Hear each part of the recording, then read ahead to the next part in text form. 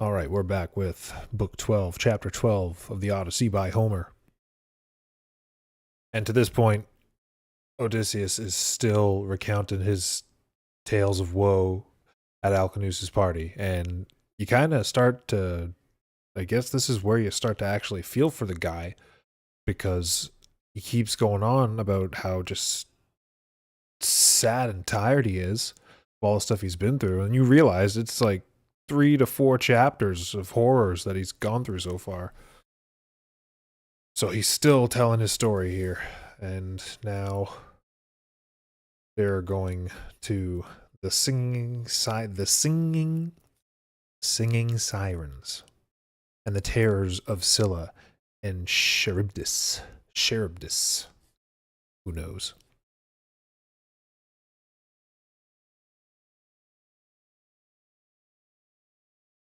Our ship left the stream of Oceanus and passed into the open sea.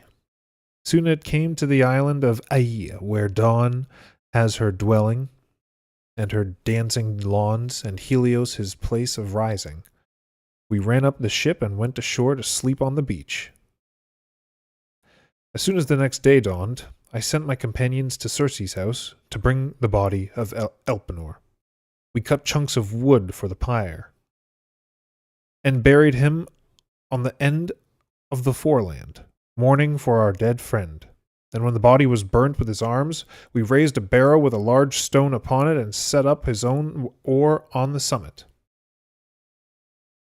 While we were busy there, Circe did not fail to learn that he had come back from Hades. She soon came down well provided. The servants brought a load of bread and meat and sparkling red wine. Then, standing among us, she said, "You men stick at nothing. So you went down to Hades alive? Doubled ears. When other people are content to die at once? Come now, eat and drink once more, all the day is before you, and tomorrow at dawn you shall sail. I will describe the way. I will tell you. I will tell you every single thing, that you may not make mischief for yourselves and come to grief by land or sea." We were quite ready to comply, so all the day long till sunset we enjoyed our feast of good things. When the sun set and darkness came, they all lay down where the ship was moored. But Circe took me apart and made me tell her the story of our voyage as we sat together.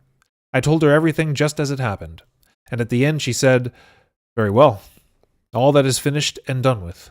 Now listen to what I have to say, and you will not forget it, please God. First, you will come to the Sirens, who bewitch everyone who comes near them. If any man draws near in his innocence and listens to their voice, he never sees home again. Never again will wife and little children run to greet him with joy. But the Sirens bewitch him with their melodious song. There in a meadow they sit, and all round is a great heap of bones, moldering bodies and withering skins. Go on past that place, and do not let the men hear. You must knead a good lump of wax and plug their ears with pellets.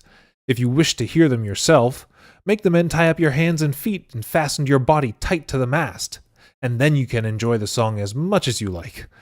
Tell them that if you should shout out and command them to let you loose, they must tie you tighter with a few more ropes. When you have got clear of them, there is a choice of 2 courses, and I will not lay down for you which to take. Use your own judgment. I will just say what they are. One course will bring you to a pair of precipitous rocks, washed by the boisterous breakers of dark-eyed Amphitrite. The gods call them the moving rocks. Not a bird can pass between them, not even the timorous doves which carry the ambrosia to Father Zeus. One of these is always caught between the towering rocks, and the father sends in another to keep the number right. No ship sailed by men that came that way has ever escaped, but timbers and dead bodies are all carried away by the rolling seas and tempests of blazing fire. Only one ship ever sailed through, the well-known Argo. On her voyage to Aeetes, on her voyage to Aeetes, and she also would have been wrecked on the rocks, but Hera took her safely through, because Jason was her friend. The other course leads between two cliffs.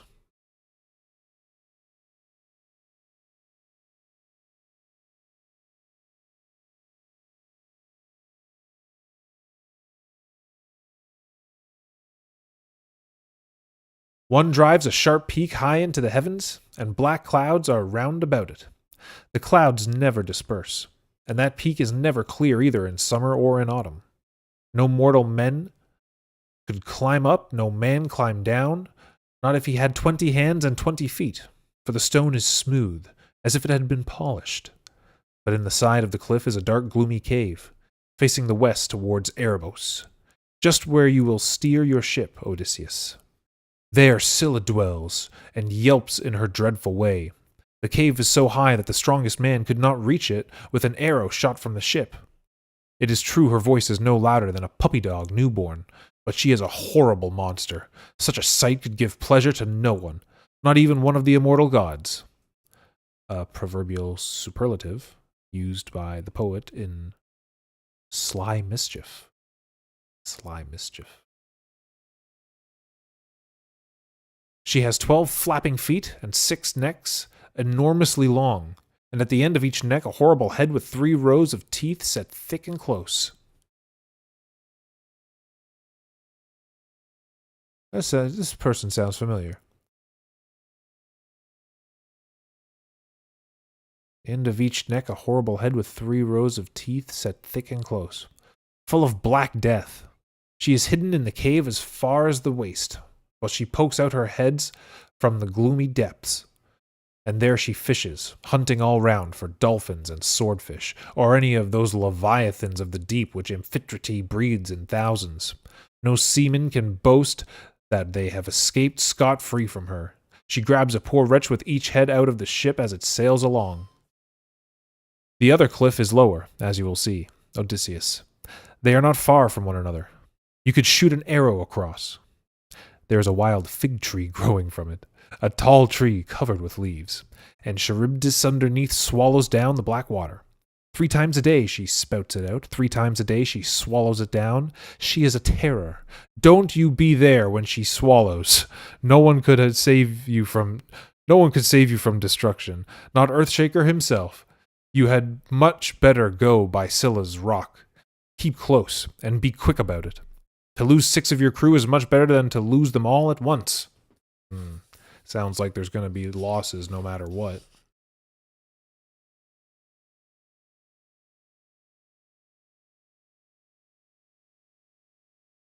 I answered, "What do you say to this, my goddess? Suppose I slip away from Charybdis and show fight when the others attack my men?"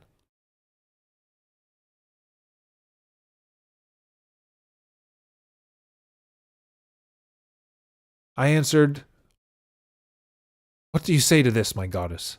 Suppose I slip away from Charybdis and show fight when the others attacks my men?" She answered at once, "You hothead! Fighting and asking for trouble is all you care about. Will you stand up even to the immortal gods? She is no mortal, I tell you, but an immortal fiend, dangerous, deadly, savage, invincible. There is no help for it. Flight is better than fight. If you stay too long near the rock while you put on your armor, I am afraid she may shoot out another 6 heads and catch another 6 fellows. No, no. Row as hard as you can and call for help on Cratias. That is Scylla's mother. She produced that abomination. Cratiates will stop her from trying again. You will come next to the island of Thrinacia, where the herds of Helios feed. There are his cattle and great sheep, 7 herds of cattle and 7 fine flocks of sheep, 50 in each. These never have young, and never die.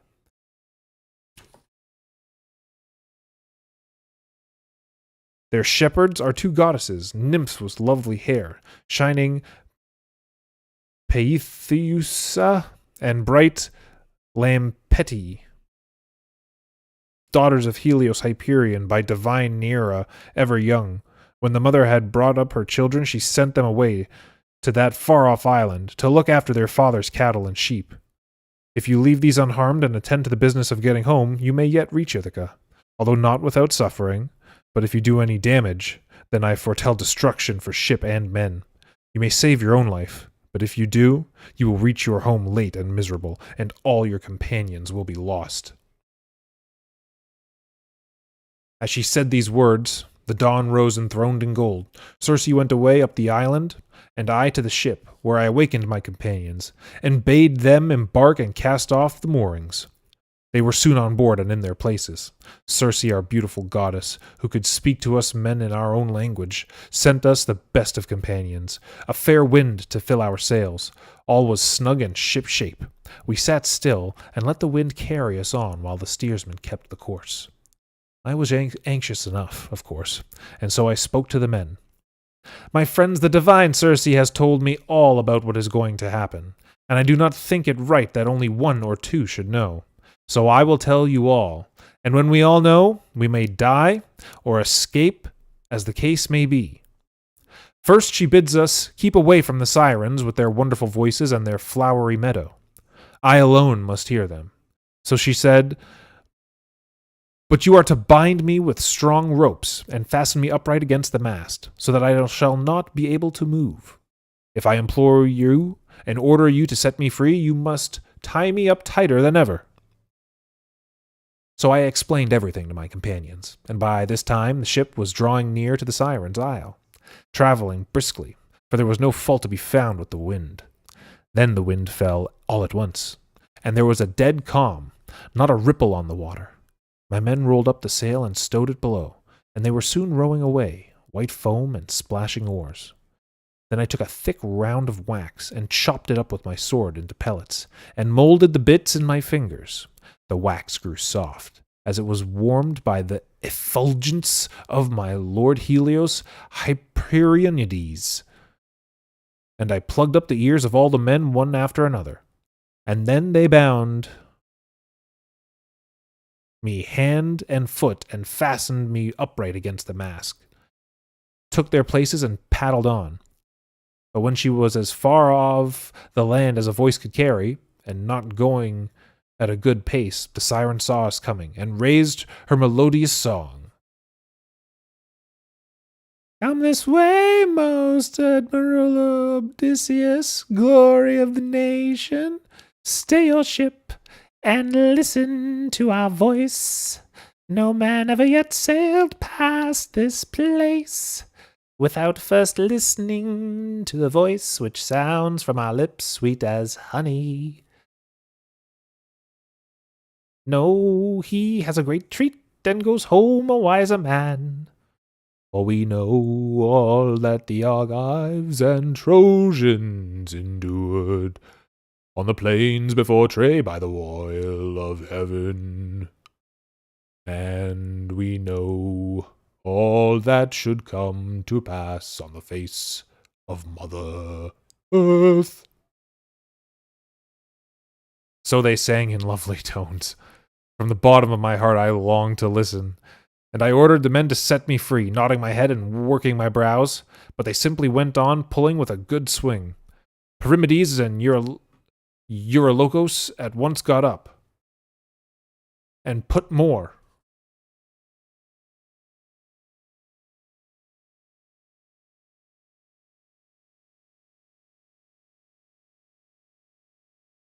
ropes round me and fastened me tighter. But when we had gone a long way past the Sirens, so that we could hear them no longer, my companions took out the wax from their ears and untied my ropes.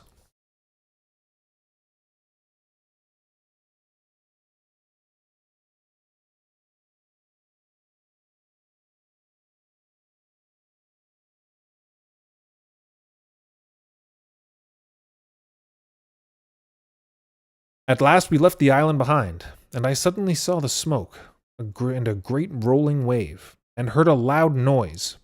The men were terrified. The oars flew out of their hands and fell in the sea with a splash, dragging down at the ship's sides by their loops.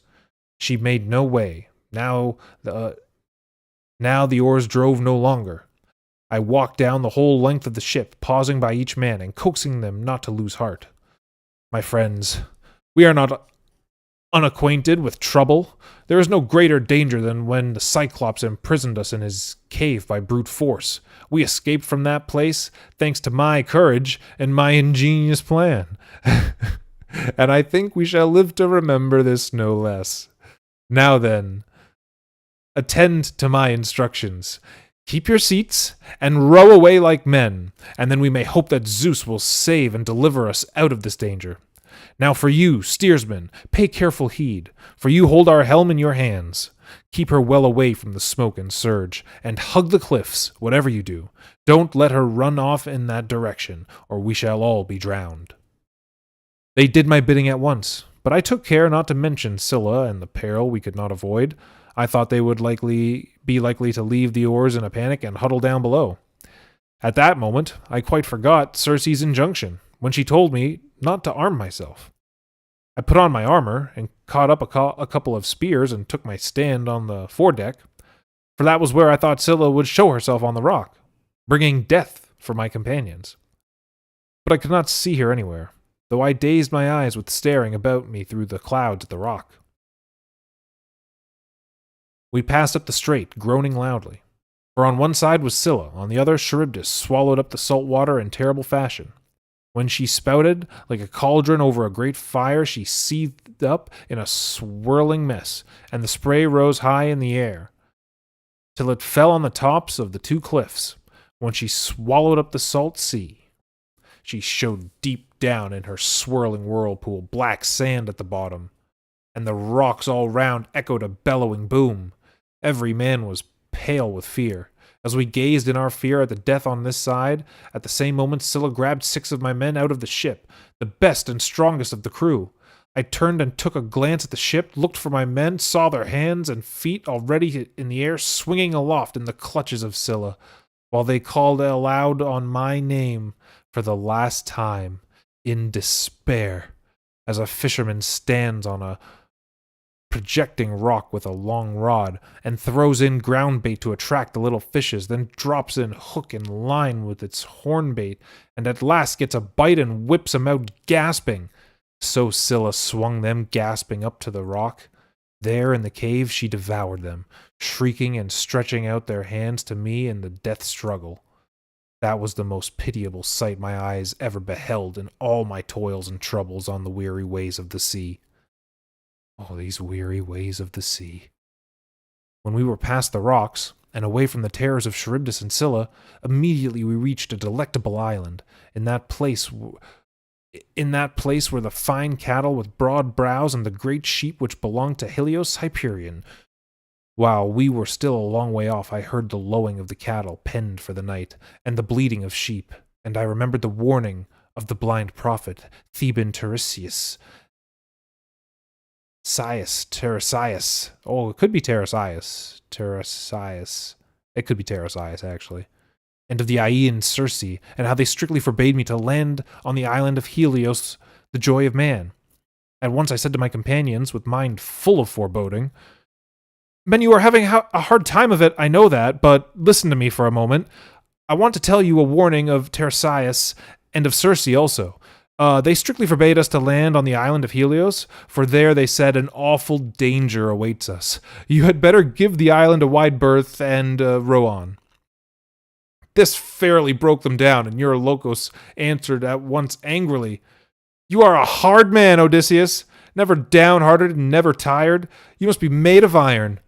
Here are your men, tired to death and scarce able to keep awake, and you won't let us go ashore on this island.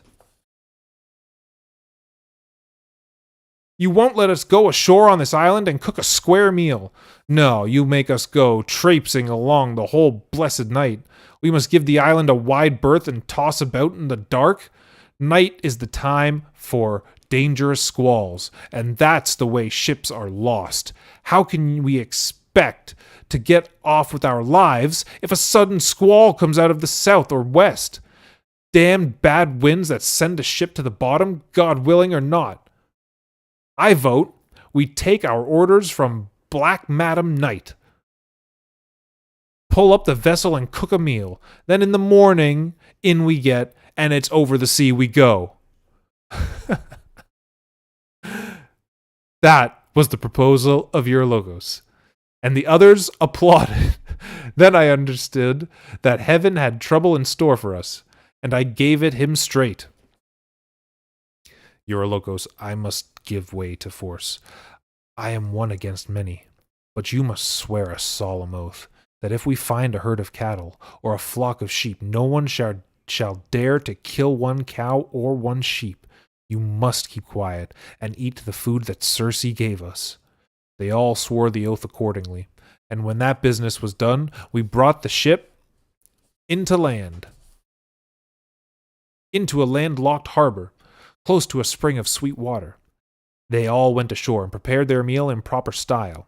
When they had taken all they wanted, they had time to remember their lost comrades, whom Scylla had caught and eaten out of the ship, and they lamented their dead until welcome sleep overcame them. But when it was the third watch of the night, and the stars had moved south, Zeus Cloud-gatherer sent a furious wind in a regular tempest, and covered earth and sea with clouds. Night rushed down from the heavens.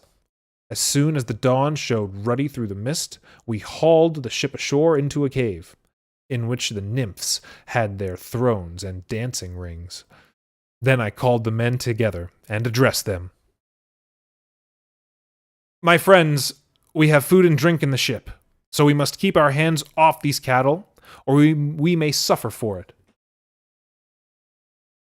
For an awful god is the owner of these cattle and great sheep, Helios, who sees all and hears all. They were quite willing to agree. But the south wind blew for a whole month without changing, and after that, never a breath of any wind we had, but east and south. So long as the food and red wine lasted, they kept their hands off the cattle, for they did not want to die. But when all the provisions on board were consumed, and they had to go about hunting for game, birds, or fish, or whatever fell to their hands or their hooks, and they were half starved, I made my way up into the island to offer prayer to the gods, and try whether one would help us. I slipped away from the men, and found a place with shelter from the wind. There I washed my hands, and prayed to all the gods who dwell in Olympus, but they made me fall into a deep sleep. Meanwhile, Eurologos was making a fatal speech to his companions. My friends, he said, you are in a bad way, but let me say a word to you. All deaths are hateful to miserable mortals, but the most pitiable death of all is to starve. Come along. Let us drive off the best of these cattle and sacrifice them to the immortal gods who rule the broad heavens. If we ever return home to Ithaca, we will build a rich temple to Helios Hyperion and set up there many handsome offerings. But if the god is angry about his straight horns and wants to destroy our ship, and if the other gods agree, I choose rather to die once with a mouthful of salt water than to be slowly squeezed out in a desert island. The others applauded this speech. They wasted no time, but drove off the best of the cattle of Helios close by, for the fine beasts with their wide foreheads and crumpled horns used to graze not far off. This is the stock epithet, but Eurologos called them straight horns just now. Both his speeches, beginning lines 279 and 340, sounds like a real man speaking, with the natural phrases and the carelessness of every day.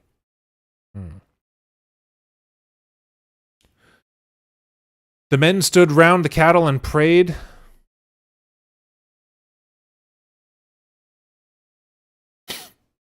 Whoa. The men stood round the cattle and prayed to the gods, but they had no barley meal to sprinkle upon their victims, so they used tender young oak leaves which they picked from a tree. They had no wine to pour over the burnt offering, but they sprinkled water before they cooked the tripes. Then they chopped up the rest and put the pieces on spits. At that moment I awoke and came back.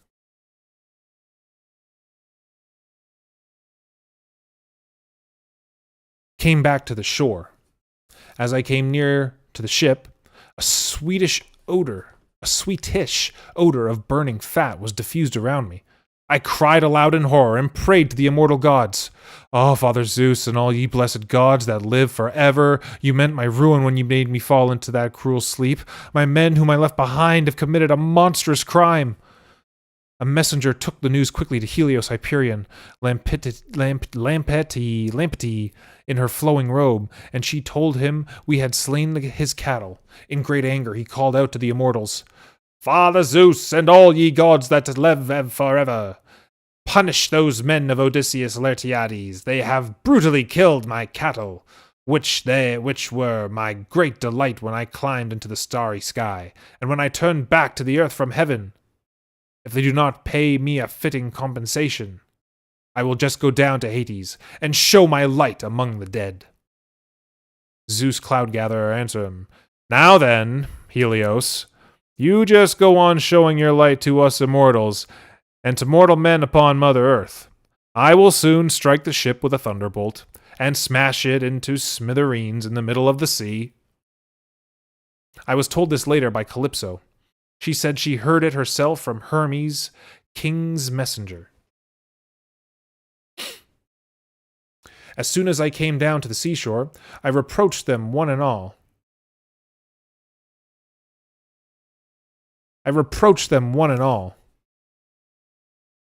Though we could do nothing to help it now. The cattle were already dead. But awful portents were seen in that place.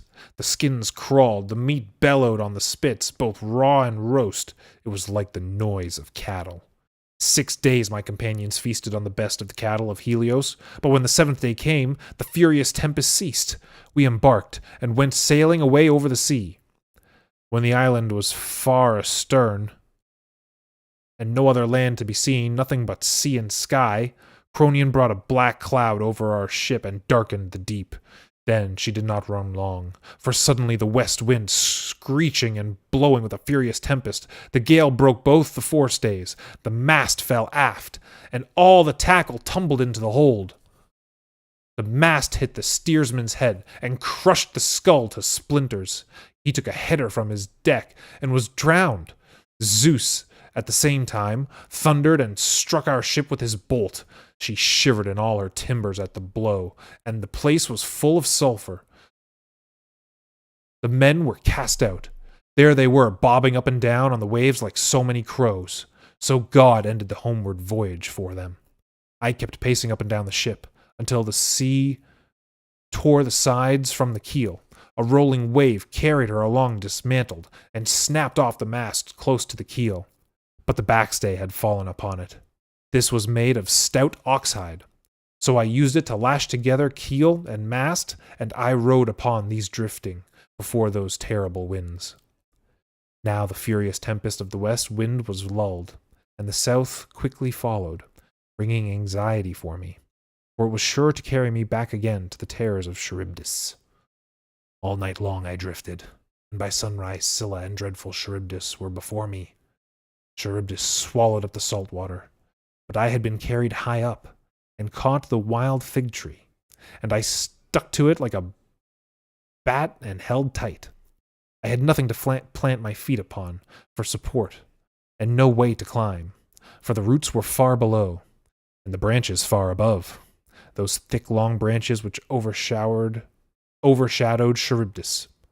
But I held tight without slackening until my mast and keel should be spouted up again. How I longed for them! And they came at last. At the time when a judge gets up from court for his dinner, after settling this morning's disputes among quarrelsome young men, just at that time my spars appeared out of Charybdis. I spread out hands and feet and let go, and came down plump in the water alongside the spars, and then clambered up and lay on them, pedaling with my hands. What if Scylla, the father of gods and men, would not allow her to set eyes on me, or I should not have escaped with my life? From that place, I drifted for 9 days, and on the 10th at night, the gods brought me to the island of Ogygia.